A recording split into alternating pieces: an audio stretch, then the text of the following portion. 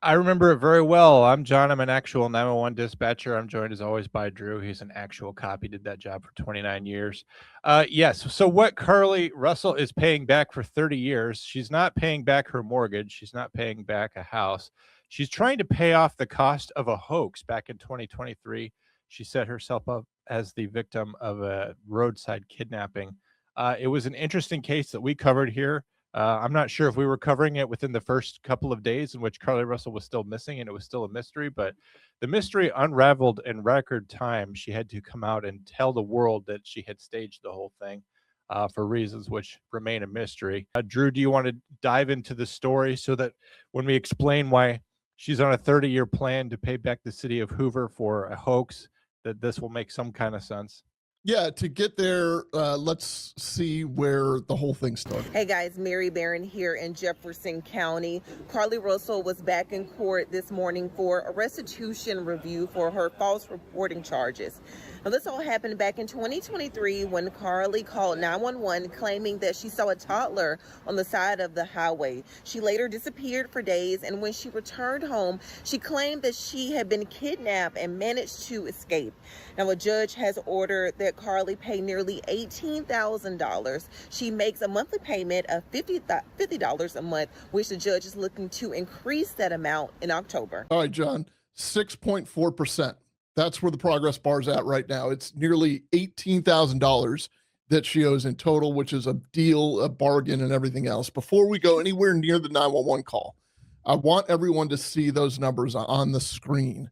So I put them up because everything that follows has to be measured against this whole thing. The judge set a $50 a month restitution payment because she can't find work because of the hoax. This is a chicken and egg situation, John, and the chief expected something more substantial and got like $30 the day before the hearing. And that's the posture this case is in as of April 2026. So keep that in your head. Where do you stand on the restitution issue? Well, first of all, the restitution you've got to understand is a compromise. It cost the city of Hoover a lot more than $18,000. They were spending money on special units, search and rescue. They were calling out additional staff for overtime. They put out a lot of money to find Carlee Russell, and they realized that she would never be able to pay it back. They wanted her to pay back some portion of it. What's incredible about this is that at this rate, she's going to be paying this off in the 2050s. A $50 a month payment isn't going to mean anything. And by the time she gets to the 2050s, the rate of inflation, the $18,000 that she's even asking to pay off is going to be practically nothing. Well, the takeaway yesterday, I was really under the impression, I knew going in that in the past 12 months, there'd only been a few hundred, $200-300 that had been paid. So I'm thinking yesterday there'll be a sizable amount paid for restitution. The judge said last year at the hearing a year ago that he wanted to see a sizable amount paid during the past 12 months. So I'm figuring if we had $300, she's going to come in and pay something, substantial yesterday, which obviously didn't happen. I think she paid $30 the day before. And then the judge said he was happy with it and that he was going to put on $50 a month because she's having a problem finding a job. And I just think that, the fact that she was originally in Hoover, she was originally sentenced to some jail time, which I think a lot of us thought that was warranted. It was appealed, did not get any jail time. So that was a suspended sentence. I think as long as she does everything that she's supposed to do, there'll be no jail time. She already completed her community service work, so that's fantastic. But I just think that $50 a month, which would be like 28, 30 years from now, if she continues paying that stuff, is really not fair to really what the effort that everybody put in. And I'm just talking about the police and the other agencies, but even the public that came out and believed the story and worked hard to try to find her. And again, like I've said all along, I'm tickled to death that she came back. We want her to get better, whatever issues she had. We want her to be able to be a good member of society like the rest of us. But it just seems to me that $50 a month is just not much money. So that was then Police Chief Derzis. Nick Derzis is his name. He is now the mayor of Hoover, Alabama. And I had a very high opinion of him during the case and the way he conducted himself in his department and the professionalism and his manner of address, by the way. I have a very high opinion of him now. He is like keeping it in perspective, John. Like we yeah, we want to get paid for this because we used a lot of our resources to try to recover her safely. We ended up recovering her safely, and as it turns out, she committed a crime in the process to hide herself, to report this hoax kidnapping. Where do you stand on that? I think the restitution is especially important, not just to recoup some of the losses that the city of Hoover sustained, but when Carlee Russell did this, there was no law that really made this anything serious. She was charged with false reporting, making a false police report, which are both misdemeanors. That means that even if she was convicted and served the maximum penalty on those misdemeanors, she'd be doing less than a year in jail. She wouldn't be going to prison, and it wouldn't affect her long-term life. She would get out of jail, and then that would be it. So in this case, the restitution really is the damages that the state is seeking for everything that we put into trying to find Carlee Russell. And I think it's more important than most people think. It's not just the money, the time, the energy, and the expense that we went to find Carlee Russell, and she's not abducted, she's not missing these entire 49 hours. But we took on a lot of danger to find her. There was a helicopter involved. A lot of people don't know this, Drew, but back in 2017, when the riots were happening in Charlottesville, Virginia, actually 2 Virginia State Police helicopter pilots died in a helicopter accident on the way to respond to that. That is a danger that police officers take on responding to these things. Helicopters are dangerous. I don't have to tell you that. And for all we know, we could have had 2 police officers jump in helicopters looking for Carlee Russell and this non-existent baby, and they could have been killed in a crash. It's just a reality that could have happened. It's a danger that they faced and they took on for no reason. I'm grateful that no lives were lost while searching for Carlee Russell, but we need to send a message that doing things like this carries a heavy penalty so that we discourage people from doing it in the future, Drew. Not to mention you drew resources away, not you, but this case drew resources away from the public. Real emergencies. Yeah, that's where she worked. You're correct. And then she's at this Target parking lot waiting until 9:21. You're going to see in a minute the proximity of that Target to where all of this took place. And then 13 minutes later, she's on Interstate 459. She's calling 911 in 13 minutes, John. 911, where's your emergency? Hi, I am on Interstate 459, and there is a kid just walking by themselves. Oh, hold on. Where on 459 are you? I'm right next to the exit 10 by the Hoover Met, like to get off by the Hoover Met. Okay. Well, there's a network of interstates here. If we're talking 459, we have to confirm that the person's in the place that they're saying they are. Sometimes we'll ask them where they're coming from and where they're going. We need to make sure that they're on the correct road. This so that we're not sending units in the wrong direction. So establishing the location of the call is always important in every call, but interstate calls can kind of be confusing because people will forget. Are they going northbound? Are they going southbound? And, is it on the shoulder? Is it on the median? Trying to figure out exactly where the emergency is very helpful. The main thing that I'm noticing right away, though, that is if she calls in and says that there's a kid on the side of the road, she's a little underreactive to the strangeness of that. Yes. So let's go ahead and continue playing it. Okay, so you're before that exit? Yes.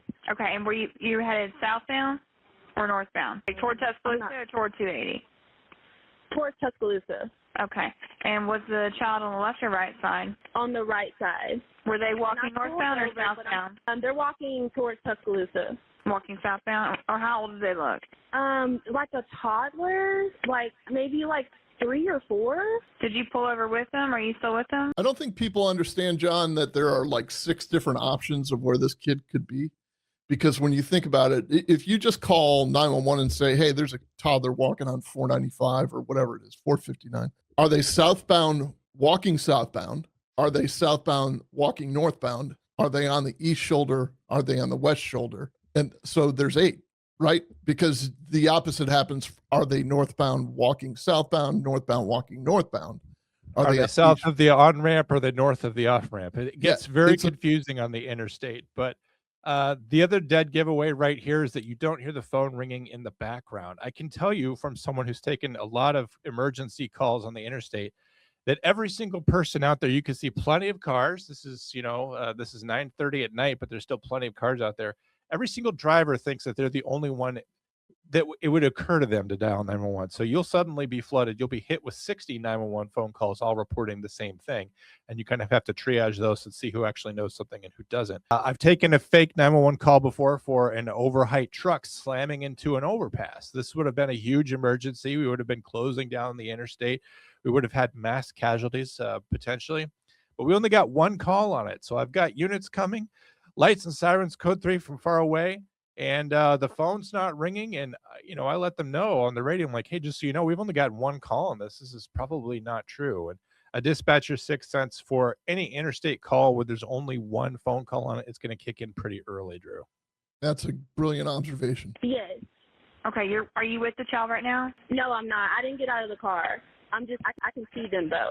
Do you mind staying and keeping an eye on them until we get there? Yeah, Okay. sure, yeah. Okay, what kind of car are you in? I'm in a red Mercedes-Benz Is that a sedan or SUV? SUV. I mean, it's a sedan. Sorry. Can you put your hazards on for me? Yeah, they're on. Okay. Did you talk to the child at all, or did you say anything to them? No. Okay. No. Do they look like they're injured? No, they don't. Are they white, black, Hispanic, or Asian? They're white. Okay. Something else I would be listening for her here is to actually talk to the child or to hear the child in the background.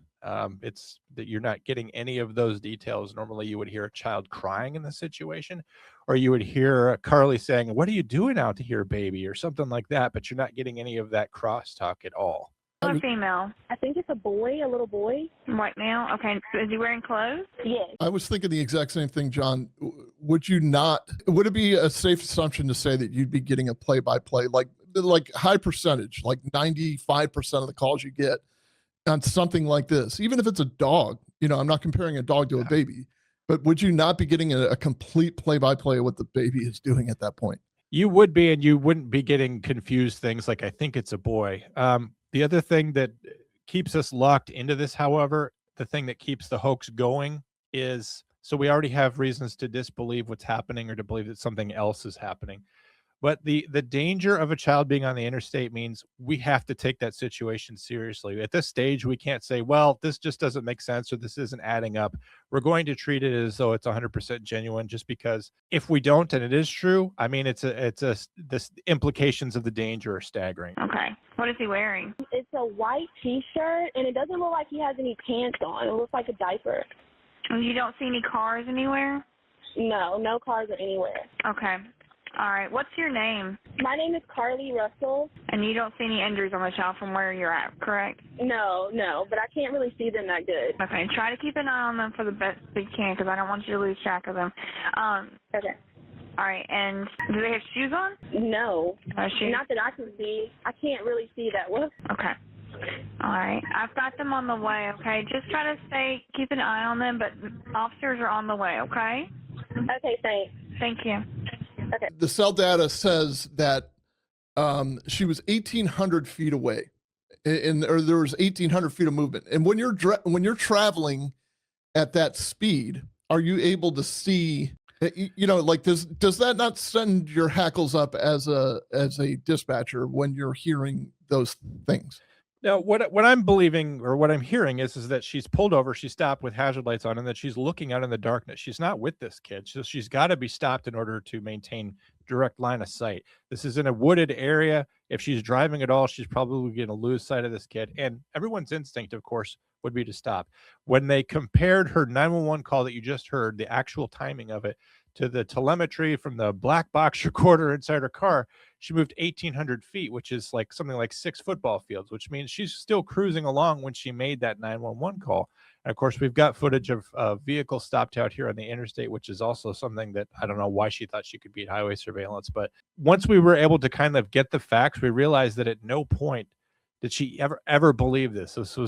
This was bald-faced lying directly to the 911 dispatcher when it happened, Drew. Ironically, what you saw during the 911 call was actual DOT camera footage. What I'm about to play you is the actual police radio. The radio traffic is real, but the visuals aren't. 442 for 71. 42. 71. It's going to be 459 south. Mile marker 10. It's going to be a child walking on the 3 or 4-year-old child walking on the side of the interstate next to her. RP's going to be close by in a red Mercedes sedan with the hazards on. Child's going to be a white male wearing a white T-shirt and a diaper. 42 copy from YMCA. RP, John, for the people that don't know, is reporting party, responsible party. Yeah, it sounds like the cops at mile marker 10, which puts them just about less than 2 miles away. 442. RP's advising there's no cars in the area. Looks like the child's been abandoned on the side of the road. 42 copy. The one you still got him on the phone. Negative, but she's stated that she would stand by for police. Let's talk about that for a second, John. Cops do this all the time. People, the citizens don't understand. This is a common, like, back and forth between dispatchers and cops. Like, hey, do you still have them on the phone? And the dispatcher tends to say, no, we don't. But that's not the whole story. What is the general, like, what generally happens? Well, a lot of times reporting parties don't want to stay on the phone. Sometimes there's no need for us to keep them on the phone. In this case, I would have kept them on the phone, but she's not having a real situation or scenario out there. And if she stays on the phone, it doesn't set her up for her mysterious abduction. So she can't do that. Police want us to stay on the phone because perhaps they have some question that we haven't thought of, or they need some other piece of information. But it's also not always practical if we have other calls coming in, Drew. 42, call her RP back. She's not at their vehicle. 10-4. So the first cop arrives. He says, call her back. She's not here at her car. Like, he sees her car. Right. CLA, red in color, to Nicole Russell out of Birmingham, 1011. All right. So they're taking investigative steps. They run the tag, and the tag comes back to Nicole Russell, who I think ultimately is Carlee Russell's mom. Makes sense that Mercedes isn't hers, since the earlier things she was doing that evening were leaving her job at a spa, stealing toilet paper, possibly cash out of the register, and a robe. When I found out she was driving a Mercedes-Benz, I figured that the vehicle couldn't be hers. I'm around on 71 as well. 10-4, we're not getting the female to answer. 42, I copy. 10-4, that's the RP. We're trying to call her back. She's not answering. The interstate as well. Can you give me a description on the child, and were they southbound, walking southbound? Can I ask you a question, Drew? Sure. Angry dispatcher to police officer. Yes. This is a pretty unusual thing. I'm guessing in 29 years, you never got asked to respond out to the interstate for a wandering 3-year-old. Not for a wandering 3-year-old, no. Okay. You want a description of the child. Why? There's only going to be one out there. If you see a wandering 3-year-old, that's it, Drew. Why are the police asking for a description of the child? This violates the Comm Center code, by the way, because the Comm Center code is everybody in hindsight second guesses and says, well, geez, just go to the guy with the gun, or, you know, Okay. So I'm sorry. You obviously would be passing a toddler. He's just like, listen, dude, I'm just out walking my dog, takes a drag of the cigarette. Then you still got to find the child. Okay. Yeah, I'm pretty sure this is the one exception to the Comm Center code, because if you see, it's not like he's going to say, well, I saw a toddler, but he was not in diapers. So that probably wasn't the same one. That couldn't have been him. Right. That's probably not going to happen. We are operational true crime. Every good true crime story starts with a 911 call, and that's where we're coming from. We're operational true crime. We're not tabloid true crime, John. That's a new phrase I invented. What I've noticed about our interactions with people in these videos is that we get a lot of people to stay a long time because they're intrigued by the stories that we tell, but a big chunk of them, John, are not subscribers. They're non-subscribers. If you like what you see, hit subscribe. Check out more videos from us. So share with your friends and family if you want to see the real deal. 10-4, southbound, walking southbound. It was a toddler, 3 or 4-year-old, wearing a white T-shirt and a diaper. RP arrived in a red Mercedes, known what the RP's description is going to be. Copy. Thank you. Is that a fair representation of you at work, John? Yes, after a cop asks me for a description of a toddler on the interstate, yes. That's me screaming it's the toddler. Her vehicle's unlocked, running. All her personal belongings except for her phone. All right, so we've got a full-blown mystery here now. We had a toddler roaming the plains. Now we have the person that called. She's incommunicado because she's left her cell phone behind. Her car is running, and the other means of tracking her watch, seems to be in the car as well. What we would find out later too is that after she had gotten off the phone with 911, she had called someone in her family. Yes, and she was, for some reason, she was talking to someone in her family, and then she's also propping up this false narrative of encountering someone, because she walks up to someone and says, "Are you okay?" And then there's, the sound of abduction or whatever that is. And then somehow, even though she's talking to someone, "Are you okay?" Like she's walking out looking for the child, the phone's still in the car. Got a call about a female screaming with a child. 10-441. Be advised, the female screaming line disconnected.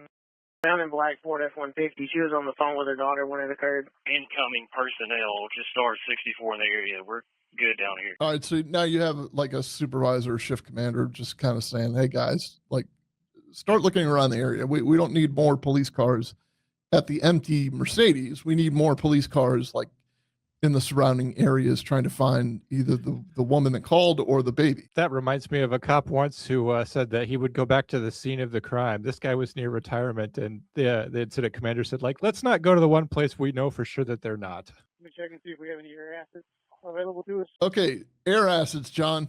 We're starting to. I'm hearing cash registers, but it's all very important at this point because you have two people at risk. You have what you think is an infant wearing nothing but a diaper, and then you have the RP, as they're calling it, the reporting party, Carlee Russell, walking around. We don't know where she is. Go ahead and speak if you want to. No.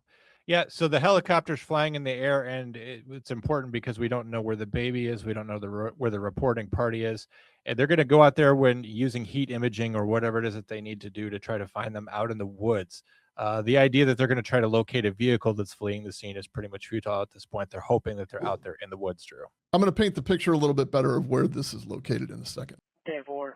Also be advised, we're about to get T-Mobile to ping the phone. That's important. We're getting T-Mobile to ping the phone. What is the dispatcher telling them at that point? That's what we use whenever we believe that someone's in an acute danger. We'll call the subscriber, the company that provides the service to the phone.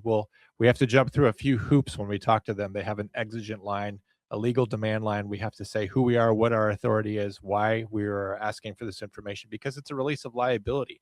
They don't want to be giving out subscriber information to the police when they've promised to keep that information confidential. You don't want the police tracking you if you have a warrant or whatever. If the company that provides your cell phone service is going to release that information, it has to be for a good reason. And unfortunately, we're going to be pinging the phone here to try to find out if she's in those woods. That will kind of help the helicopter know where to look, or police officers who are approaching know where to look. But unfortunately, as I said, her phone's left behind in her car. I think it would have been better for the hoax if she had turned it off and taken it with her. But I guess hindsight's 20/20 on that, Drew. Family is where I was right down here. The second updated call that we got in reference. The first call we got was from her. Second call we got was from the family. Right. I'm just saying that the sister apparently has an open line with that phone still that she called from and can hear vehicles like it's still sitting on the side of the interstate. 511, you want me to have McGinnis en route with a drone? Simple. That would be great. Simple. That's what I appreciate the most about the communications people that I work with. They are the most resourceful crew on the planet. And sometimes, when you're in the middle of this like full-on Sherlock Holmes mystery of trying to find the person and trying to find the baby, you're not thinking of everything. And you, John, as the dispatcher, have the bigger picture. Yeah, the dispatcher offered to get the drone out. The dispatcher knows when the situation is going to call for a drone. You're at night and you're doing search and rescue in a wooded area along the interstate. That's something that we're going to get out right away. Drones are actually very common now. It used to be that it really had to be a special occasion and you had to get a specially trained operator to get that out. But now a shift supervisor is going to have a drone in the back of his car, and that person will come to the scene. And that's probably something that's even changed a lot over in the last 3 years since this case happened. But as police officers are driving out there on the interstate in the dark of night looking for a toddler, they're a lot of their sensory perception and a lot of their brain power is devoted towards that search. Not only that, but driving safely in the traffic, attenuating the traffic,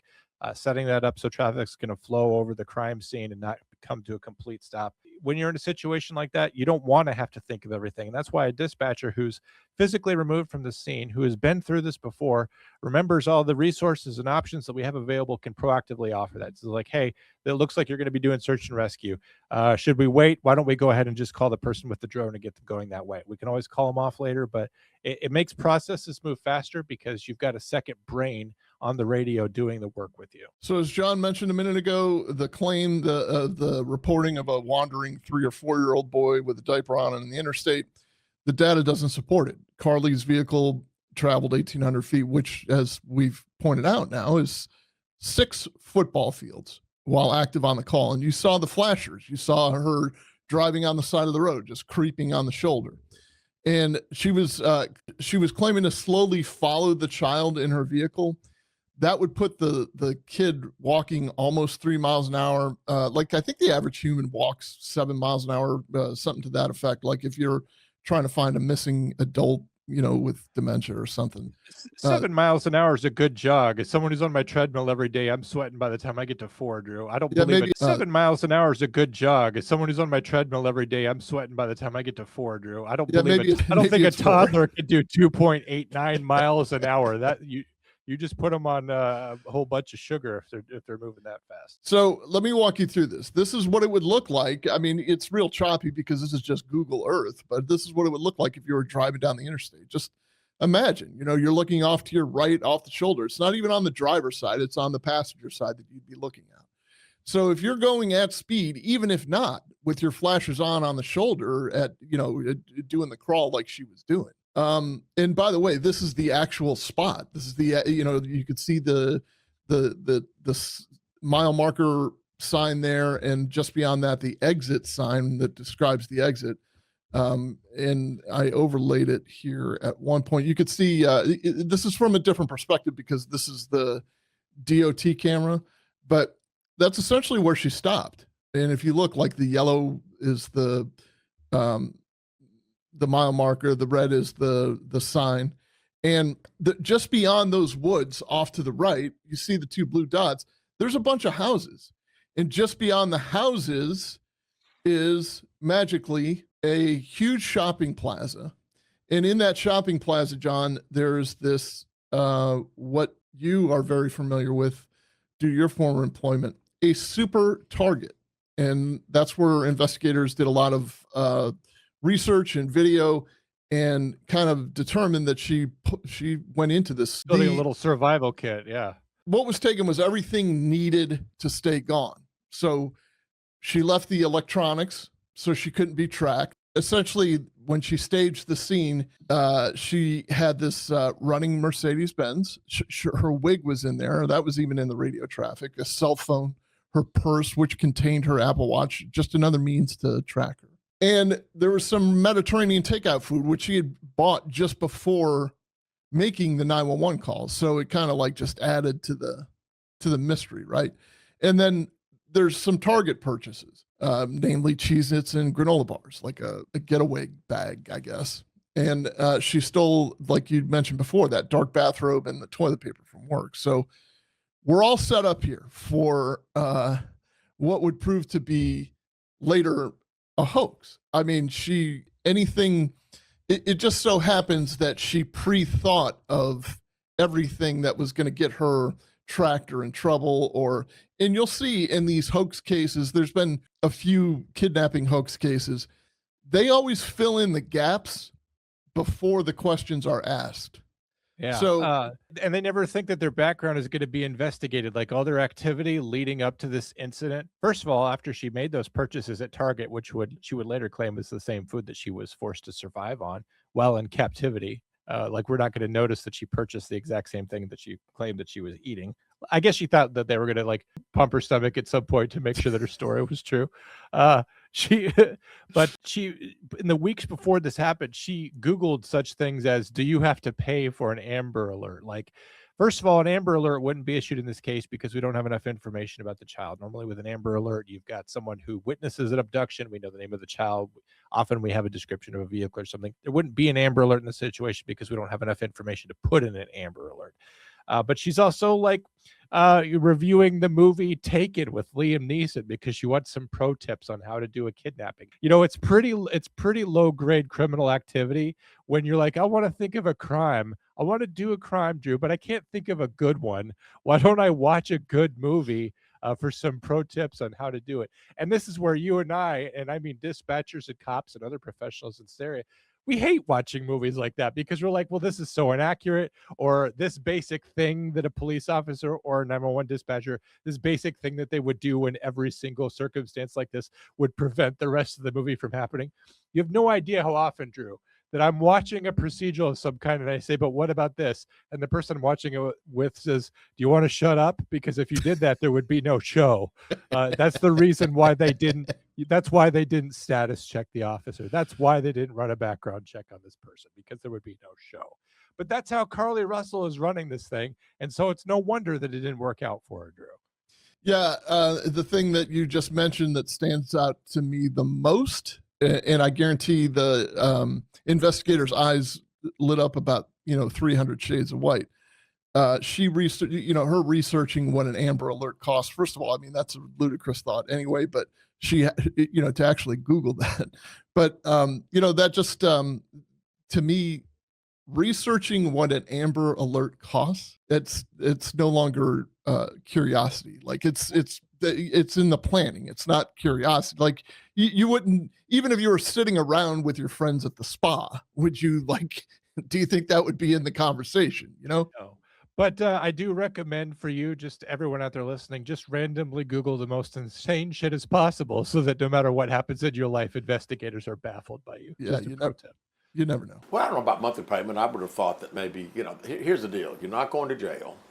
We're not making you tell us where you were for 49 hours, which is really the thing that I would love more than anything to find out, because we searched, we looked, we didn't find her. We know she was around, couldn't have been far.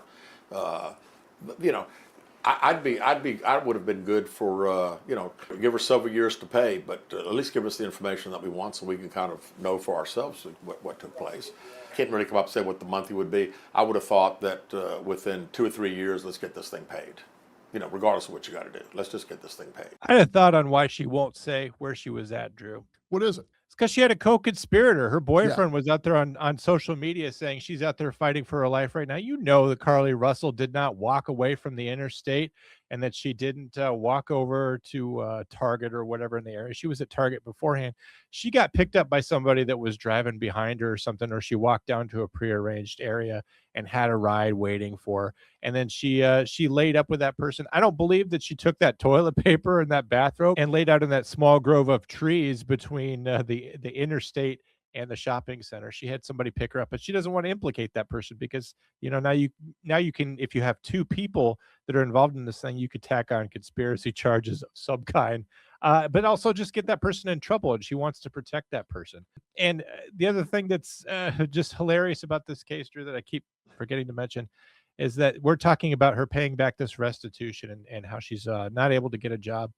She was a nursing student. We call nursing the world's most trusted profession. She's not ever going to become a nurse at this point, because everyone knows who Carlee Russell is. We know that she's a liar. She's someone who fakes documentation. She's not someone who can be trusted to do the things that nurses do. You certainly wouldn't want someone like Carlee Russell tending to you. So even though she didn't get convicted of a felony that would prevent her from being a nurse, this stupid plan of hers sabotaged all those dreams. So she's never going to have that high-paying job to pay that back, Drew. Is dragged on now, so we're kind of over it. We're going to move on, and I just don't feel like the effort that we put in and everybody else put in, just to say no jail time, $50 a month for whatever time period it is, isn't just a good justification. And that's probably the other thing that's a little disturbing, is the fact that people that even 49 hours goes pretty quick. It's only a couple of days, but during that period of time, people were concerned about their kids driving. They didn't know what was out there, kidnapped, or what the deal was. So I mean, the city was in havoc, and the area was in havoc of a lot of people being very concerned for family members being out and about. And that's the other thing. This is, even though it's a misdemeanor, it was a 49-hour deal. Not only was it a national story, it was an international story. I mean, for some reason, this thing gripped the nation. I mean, everybody was waiting to find out exactly when they're having a press conference to find out some more information. So, to me, it's just not the normal story, and that's why I think that it ought to garnish a little more from her to have to submit a little bit more of a payment to the city. The 18. Crime Stoppers was able to come up with a reward of $60,000. They put that together because that's how much the people in Hoover, Alabama cared about her safe return. They put together $60,000 for Crime Stoppers for anyone that could provide information that led to the safe return of Carlee Russell. This community rallied for her.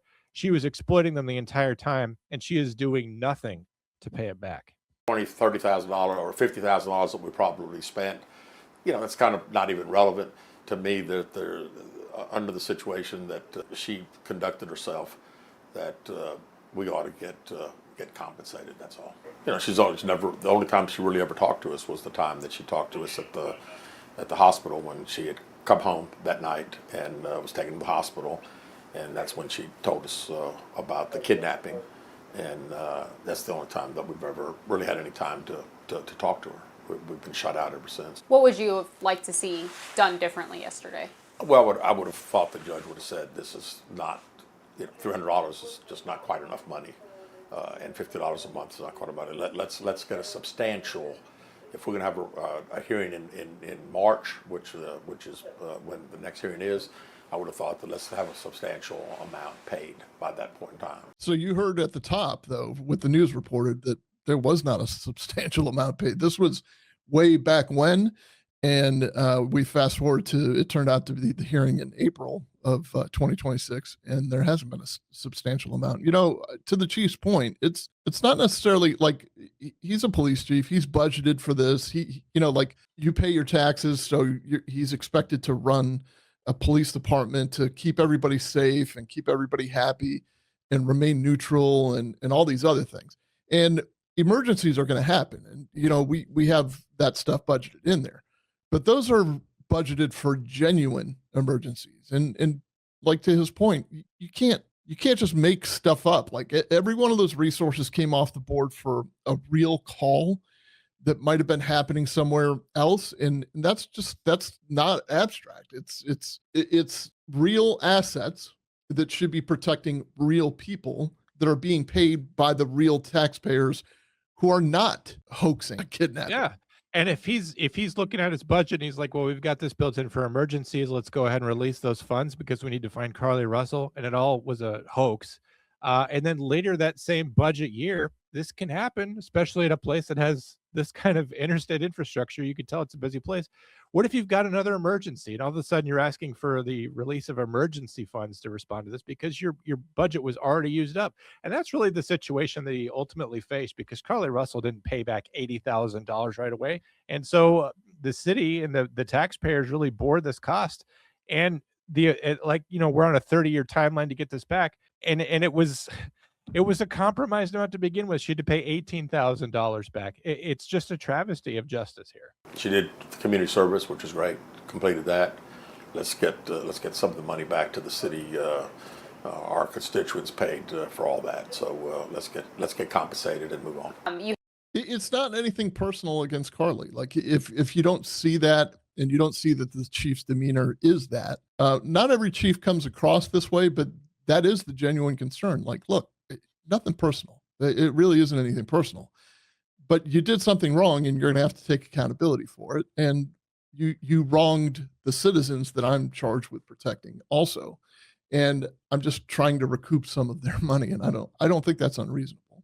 You had mentioned in that interview then that the only one that was going to really be getting the consequences for this were her parents. Right. If these payments are coming very seldomly and very, in little amounts, it doesn't seem like that's the case. No, it doesn't. So it doesn't. I really thought that, to be honest with you, the reason I said that to begin with, I was under the impression at the initial court hearing a year ago that the judge was making her pay the restitution in full. That's what I thought. And then by saying that, I knew that she didn't have, obviously, the money to pay it. So I figured that it would be her parents.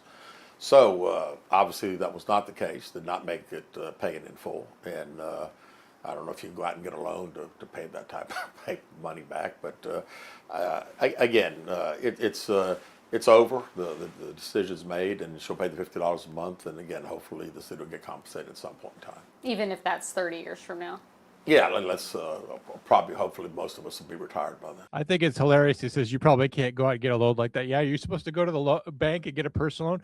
Well, what's this for? Are you renovating your house? Are you adding equity to your house? Are you looking to make some improvements to your property? This is what a bank will typically loan you $18,000 for.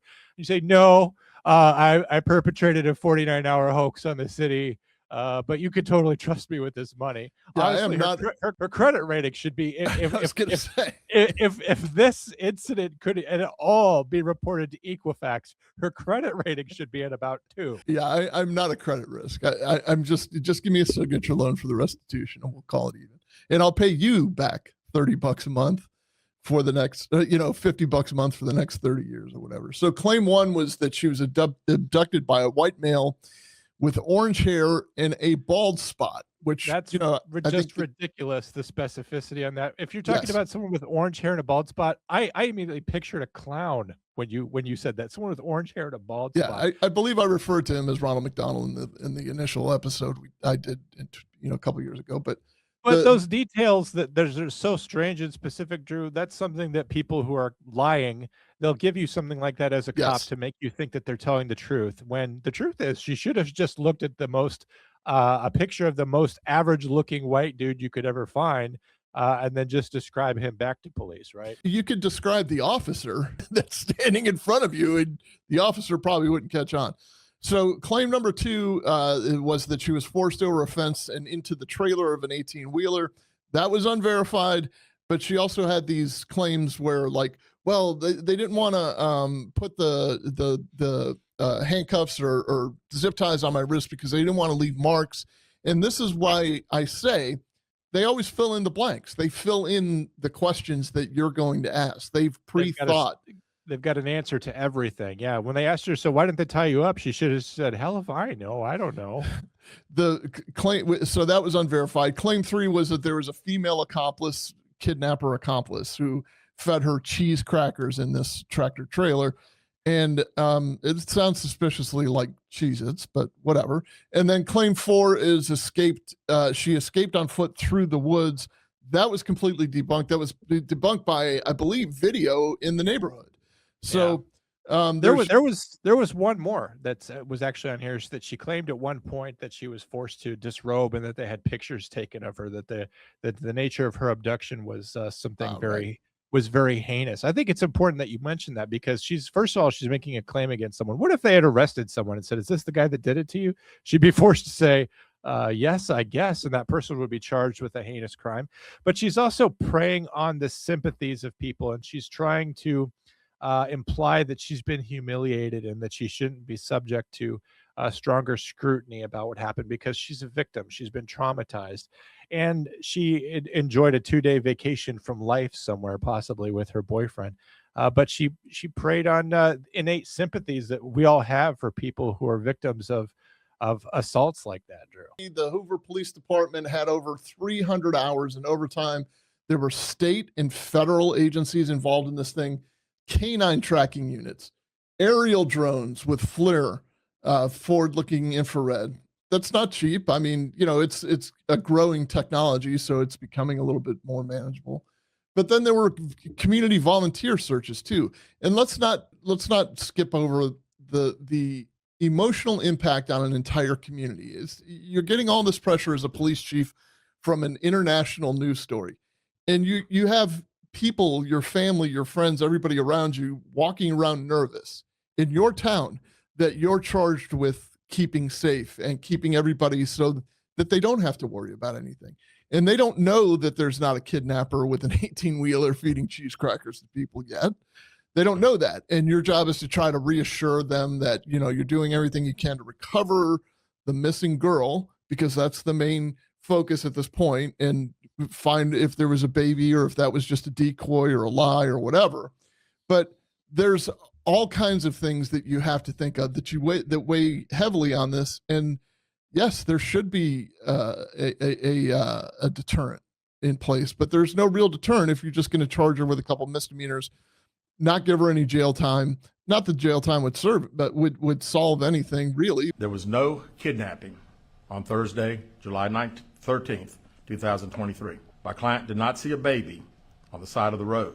My client did not leave the Hoover area when she was identified as a missing person. My client did not have any help in this incident, but this was a single act done by herself. My client was not with anyone or any hotel with anyone from the time she was missing.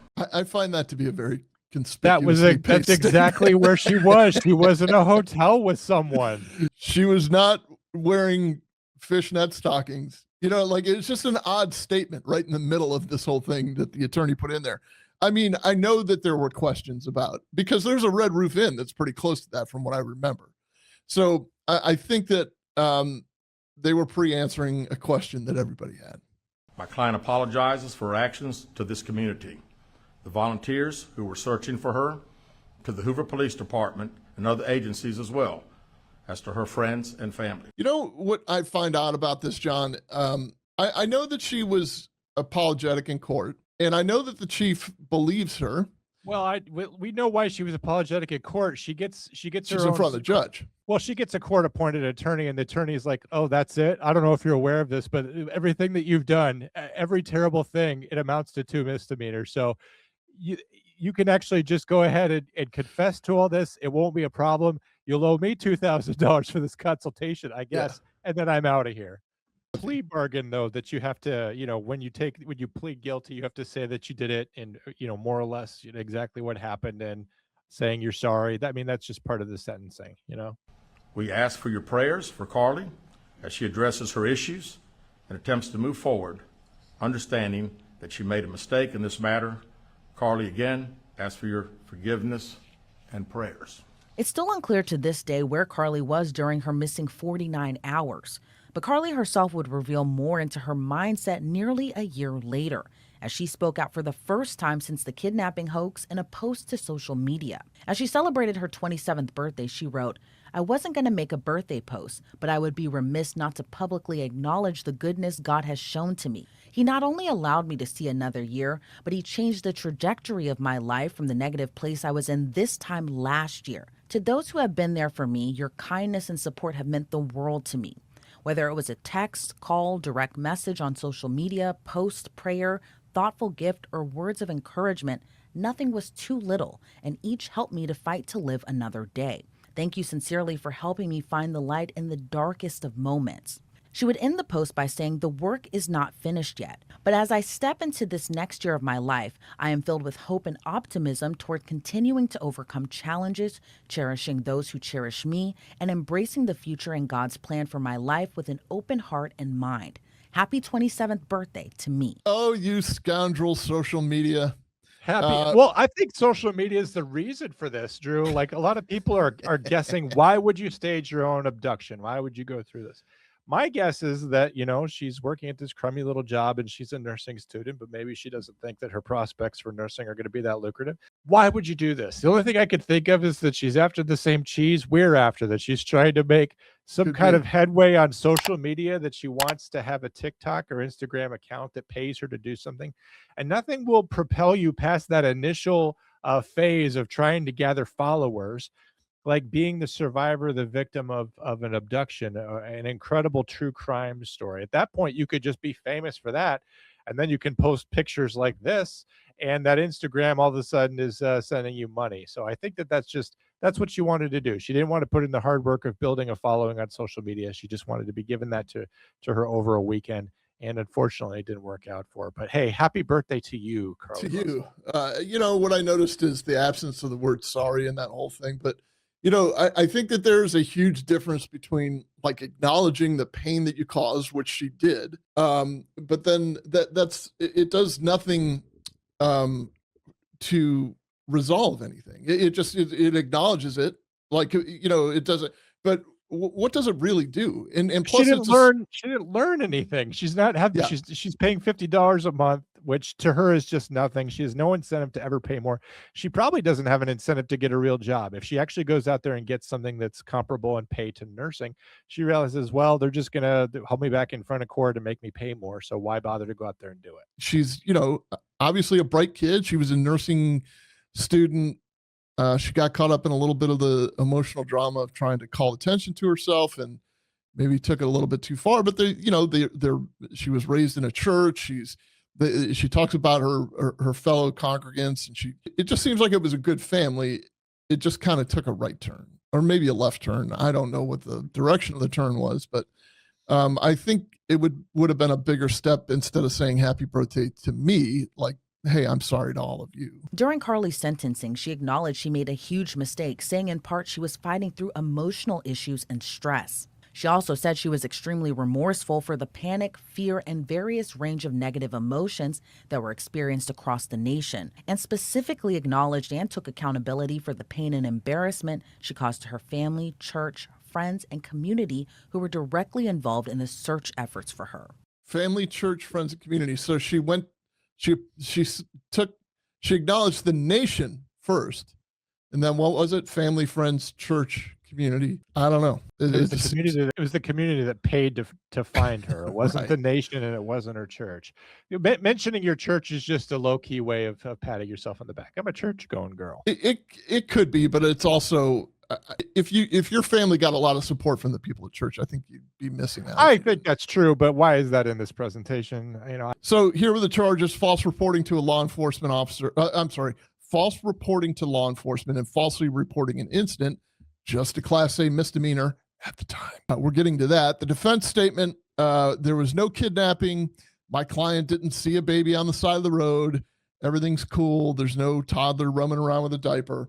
And the sentence was 12 months of supervised probation, 100 hours of community service, and mandatory mental health counseling. The financial restitution piece is what we're talking about now because they had the restitution hearing very recently, which is why this resurfaced. But the legal process worked. The penalty was severely restricted by existing laws, so they tried to cure that, John. And from what I understand, the legislature passed a law that it's now a felony. I can imagine them looking at this case, and of course it would dominate the headlines in Alabama for long after this was over, and especially just the outrage at finding out that she's, after the appeal, that she's not even going to be spending any time in jail, that she's got this suspended sentence or whatever it was. I can imagine that would make the legislators go to work pretty quickly because they can capitalize on that politically of responding to this gap in the law, that if you create this huge campaign of used resources to find you, or this false report that it meets some threshold for expenditure for the public, we've got to have something else other than a small misdemeanor. In some sense, that's how the legislature is supposed to work, but it also makes me sad that we live in a world where we have to have a law like the Carlee Russell law. Drew, go ahead. So the plea was March 21st, 2024. They were just Class A misdemeanors, like we just said. The law didn't give them a whole lot to work with, but the investigation itself was textbook. It was very well done. The outcome obviously was limited by statute, right? But the punishment was, but the outcome was perfect. It was perfect execution because the person came back alive in one piece, and the outcome is what the community should expect in that. It just so happens that the route to get there was a little bit crooked because this wasn't a true abduction. So, well, if anything, we should be thanking Carlee Russell for her safe return. Happy birthday to you, Carlee, and thank you for all your hard work to make sure you return safely. Thank you for your service. It is about. She was the hero. It was kind of self-serving to say happy birthday to me, in my opinion. So this is the chief of the department, and he's going on record. It's obviously the frustration isn't about the case outcome. It's just about what message does this send to the next person? So here's what the chief has to say about all that. I'm very disappointed in the decision not to give any jail time. She gave an apology today, and unfortunately, to me, it's like 7-8 months late. I don't know why we didn't hear that back in July, and it's just unfortunate. There were a lot of people. I mean, the judge commented not only in our community but across the nation that were real concerned for those couple of days. The $17,800, whatever their restitution, is not really close to really what the restitution should be. And bottom line, there should be consequences for your actions. It appears to me here the consequences are for the parents because I would assume that they're the ones that are going to have to pay for this. But the judge has spoken. I do want to thank the legislature. The last press conference I gave, I talked about that this should be a felony. And I think we're headed that direction. So hopefully if anybody does anything like this again, then they'll be prosecuted in a different manner. The real figure should probably be in the 40s, at least $40,000 to $50,000 for all the money that we spent. As the state said, we still don't know where she was during that period of time. Obviously probably had help. We don't know who the help was. And again, to me, it's a little slap on the wrist. Pay your money and go forward. And I just think, because I'm just a little disappointed in all that. I'd have felt better if they didn't want to give any jail time. let's at least discuss where you were and find out what the circumstances were. I mean, we talk about everybody's got mental illness today, and you know, if she's got issues, please get the help that she needs, and hopefully she'll lead a good life from here on. And that's an important statement, I think, John, from the chief of the department that actually searched for her, and he's telling you the money is secondary in this whole thing. So the open question is and remains, where was she? Well, it makes us a bit more skeptical, first of all, because we're constantly going to be looking out for Carlee Russell copycats. In fact, they had one in 2025. They had someone who was doing something similar, and he got hit with the new law. You still have no idea where she was during this 49-hour disappearance. No. Like I said, I'm more interested in knowing that than the money, to be honest with you. That would just kind of put everything to rest. I mean, I just wish we knew where she was. Do you think that'll ever come out? No, I don't. You know, Hoover PD really could use that money. Did you see how small his badge was? Well, I think that's just his suit jacket badge, and I still maintain he's probably one of the sharpest dressed police chiefs. I know, but imagine how cool he would look with a full-size badge, something he didn't get out of a box of cereal. So the investigation still has that open thread. It's never going to close. The case is probably never going to be fully resolved, but something good in a sense came out of it. False reporting was merely a Class A misdemeanor with a maximum of 1 year in jail. Obviously, she was a first-time offender. She wasn't getting that 1 year. And what's the after in all of this, John? Do you feel that the change that was made after this case with the state law is going to make a difference in the future? Absolutely. I think people that think about doing something like that for the notoriety, whatever the situation was, I think people, when they realize they will probably go to jail for a minimum of a year, I do think it'll make a difference. Bipartisan and unanimous that bill was, by the way, John. I'm not surprised. Who is on the side of hoaxers? I mean, that's maybe a good question to ask as we ask who's on the side of people who commit fraud. But at least the good people in Alabama are not going to be tolerating this going forward. And what's sad is that although you did have the laws changed now, so when that happens, governments are going to be able to use the authority that they already have to find people, but when they find out that the whole thing was a hoax, they're going to be able to hit them with a prison sentence of up to 10 years. And of course, restitution will still be there. Restitution is something that is often a result, a part of a sentence in a criminal case that you don't normally hear about because the money's sort of the non-interesting part. But, Alabama right now has put together a new court. Retired judges have come out of retirement. They're going around the state. They're looking at people that are delinquent on their restitution. They're bringing them back into court, issuing new court orders for them to get back on payment plans.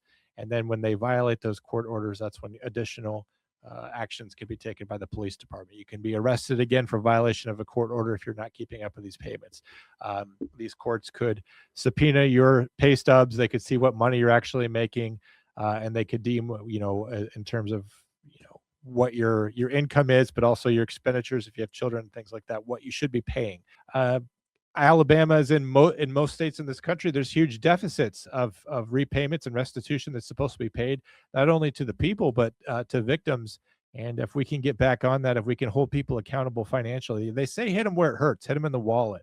And I think if most people realize that you have to pay substantial fees, fines, that your wages are going to be garnished as a result of these crimes. Criminal activity may go down, but especially the stupid stuff, the unneeded stuff like hoaxes, the stuff that doesn't get you anywhere, Drew. Yeah, there's an old saying in narcotics. When I worked in narcotics, it was pretty much, look, they're going to continue. There's always going to be another dope dealer popping up. When you put one in prison or whatever, another one pops up somewhere else, and the supply is almost endless. So you got to hit them where it hurts, and that's in the money. And if people, separate from drug cases, but if people are doing real property crimes or not paying their restitution to either victims or to municipalities, there's no teeth.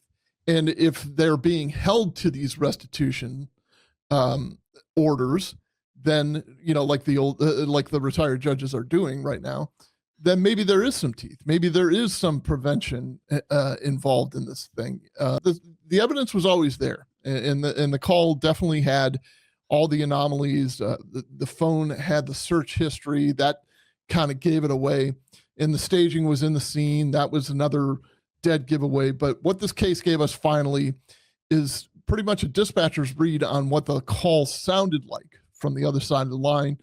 And that's what we all came here for. So just the same as every true crime story starts with a 911 call, we have to understand that every false 911 call diverts a real resource, just like John, from a real call. And that's not abstract. That's not I don't think that's too much to ask. Don't phone in hoax calls, because that's a dispatcher that now has to manage a fabricated emergency while something real is going on somewhere else. You're diverting attention and you're diverting resources. Not to mention, we're gonna figure it out. Okay. When you listen to true crime from the 90s and from the 80s, when you watch Unsolved Mysteries, you think I could probably get away with this. We got cameras everywhere. You got your cell phone on you. There's a computer in your car. We could compare all these things. We could tell that you're lying, and that once we find one lie, we're going to find more. You're not going to get away with it. It's not worth it. Drew, it was a heck of an episode. I appreciate that we got to look at this again. I hope the people of Alabama get what's coming to them in form of financial remuneration. If you like this episode, make sure you check out all of our episodes in the Comm Center. If you watch to the end, you're a special person. Make sure you hit subscribe. If YouTube sees you watching all the way to the end and you don't hit subscribe, it will bury this video to the bottom of the internet. So hit subscribe, help us be seen by more people, help this content get out to more people who like it just like you. We would appreciate it. Consider becoming a member.